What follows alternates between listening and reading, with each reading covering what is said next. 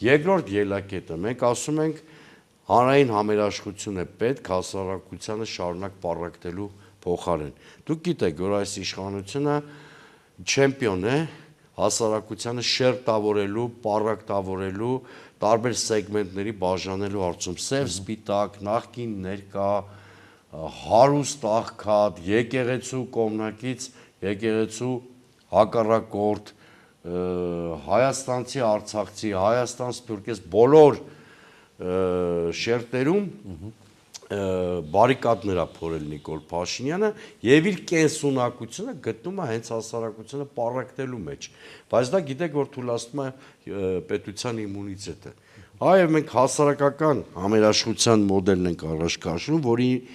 հիմքում պետք է լինի սոցիալական արդարության սկզբունքը,